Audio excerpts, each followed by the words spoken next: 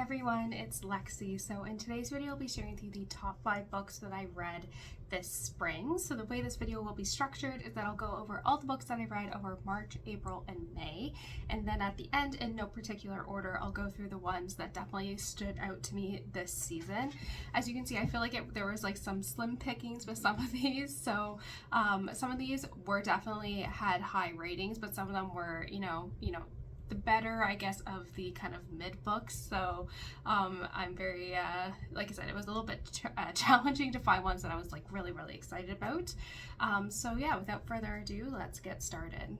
So starting out with March, I first read Violet in Bloom by Quinn, which I gave a 2 out of 5 stars. The Courting of Bristol Keats by Mary E. Pearson, which I gave a 3 out of 5 stars. By Any Other Name by Jodi, which I gave a 3 out of 5 stars. And Sunrise on the Reaping by Suzanne, which I gave a 5 out of 5 stars. Moving on to April, I first read It's in His Kiss by Quinn, which I gave a 3 out of 5 stars. A Spindle, Splintered, and a Mirror Mended by Alix and Harrow, which I gave 1.5 and 1 stars. The Assassin's Apprentice by Hobb, which I gave a 4 out of 5 stars. Half a Soul and the Lord Sorcier by Olivia Atwater, which I gave a 3 and a 2 stars. And lastly, moving on to May, I read Great Big Beautiful Life by Emily Henry, which I gave a 3 out of 5 stars. Greenteeth by Molly O'Neill, which I gave a 3.5 out of 5 stars. And lastly, My Friend by Fredrik Backman, which I also gave a 3.5 out of 5 stars. First up, I have By Any Other Name by Jodi. This was a book that I got from the library. I ended up getting a hard copy as well because I really enjoyed it, but this is a dual storyline where we follow this young woman who is a screen playwright, I guess you could say, a playwright, and she has kind of like, when she was in university, she ended up getting really criticized by a critic, and that's kind of floored her and made her really hesitant about, you know, writing plays. And so she decides that she wants to write one about her ancestor, who was one of the first women to have her works published kind of around Shakespearean time. So we have the present day narrative, and then we also get flashbacks to the ancestor when who was suspected of also being kind of a ghostwriter for Shakespeare, and it kind of goes from there. This is one that you from the premise, I really enjoyed the past like storyline, and I really enjoyed it. There were some like pacing issues, and I felt like this book could have been a little bit shorter, but I was really invested in that storyline and all the hardship that this woman had to go through. And if you read the author note too, this is like loosely based off of a woman who was suspected of actually being who actually had her work published, but also was suspected of being a ghostwriter for Shakespeare. And once you kind of look into the kind of discourse around Shakespeare's authorship and all of the other things, it's like I feel like I'm on the camp where I'm a little bit suspicious of it, but one of the things that they talk about was how, you know, academics don't really want to question this just because it kind of discredits all of their work. So it's a very interesting dynamic that is going on with regards to Shakespeare and how he was not really well regarded in, his time, which was really interesting. But regardless of like that, like I said, I really enjoyed that past narrative, but the present day storyline I had a really hard time relating to. I felt like it was very woe is me, and she is kind of the creator of a lot of her problems. So it was really just kind of annoying seeing like true hardship, and then one that is just very much self-induced. So that's why I had some issues with this book, but nevertheless it still really stood out. It had a really interesting premise, and overall it did really stand out this season. Next, obviously, I have to include Sunrise on the Reaping by Suzanne. This book was so amazing. I think out of the like Hunger Games trilogy, my favorite book is definitely, or the Hunger Games series, I should say, my favorite is definitely Catching Fire, and I feel like this one is on par with that one with how much I enjoyed it. I do feel like there were some things that were a little bit, fan servicey, but regardless, I still really enjoyed it.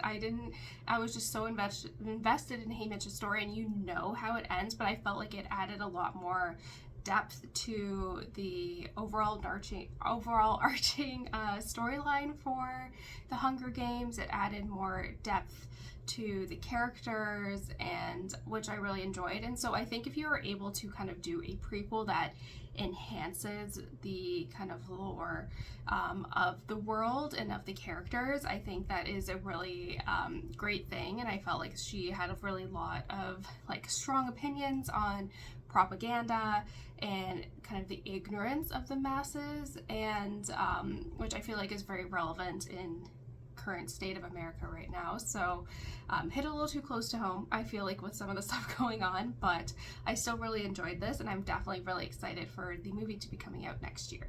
Next, I have Assassin's Apprentice by Robin Hobb. I finally have made my way through this book that's been on my TBR since last year, and I get the hype. I definitely get the hype for this series. I definitely want to kind of finish this trilogy in particular this year. I really enjoyed it.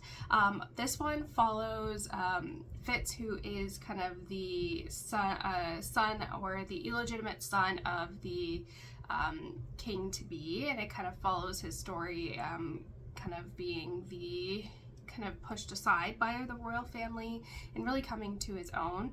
This one is kind of his, initial kind of boyhood, I want to say.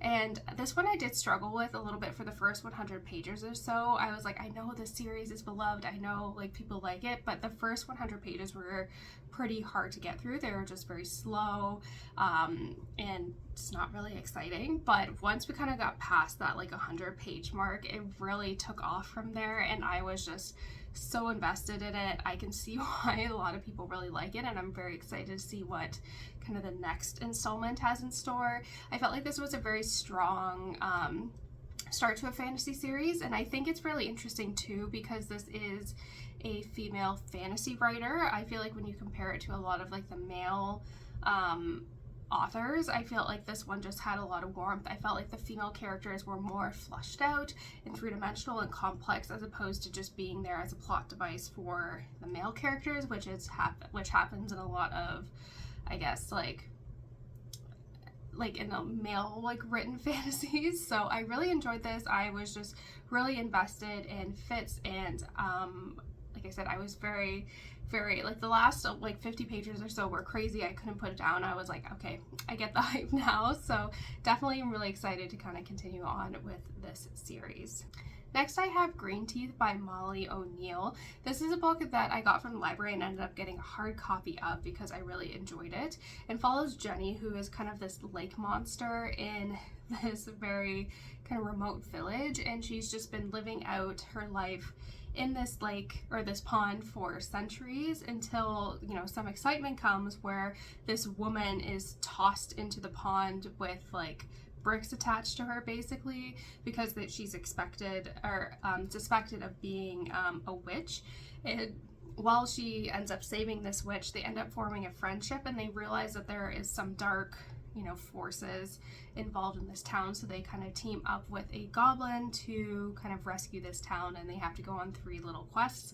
I really enjoyed this one. I felt like if you really like Nettle and Bone by T. Kingfisher, this one gives similar vibes where it's like a sense of found family. They have a quest and they're trying to save something.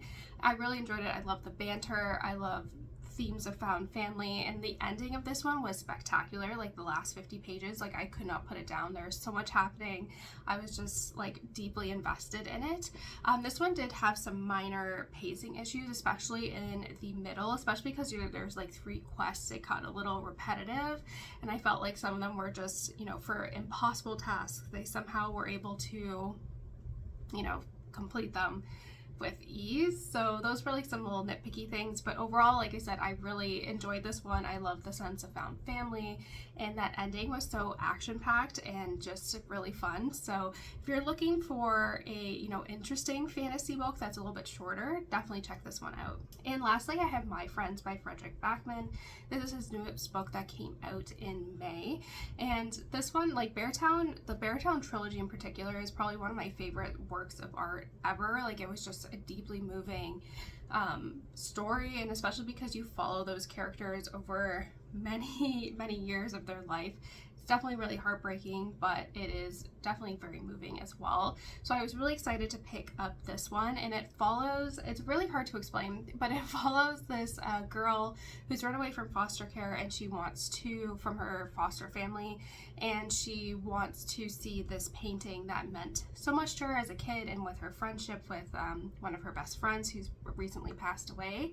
And from when she's there, she ends up crossing paths with this homeless man, and it kind of goes off from there. So while there's that kind of involvement with Louisa, the girl who just ran away from foster care, we also get the story behind the painting and the artist who created that. This one I did feel like had some pacing issues. I didn't really care much for the present day storyline, similar to By Any Other Name. Like, I had some issues with the present day storyline where I didn't find it as gripping. It was just like, I felt like it took away from the story of these characters and these friendships and the themes about how those relationships that we form when we are like teenagers help shape us, like are so instrumental in shaping us and who we become as adults, and how they leave really much like an indelible mark on us. So I really loved that like past storyline and seeing kind of what unraveled with these friends over the course of, I guess, like 2.5 decades after that painting took place.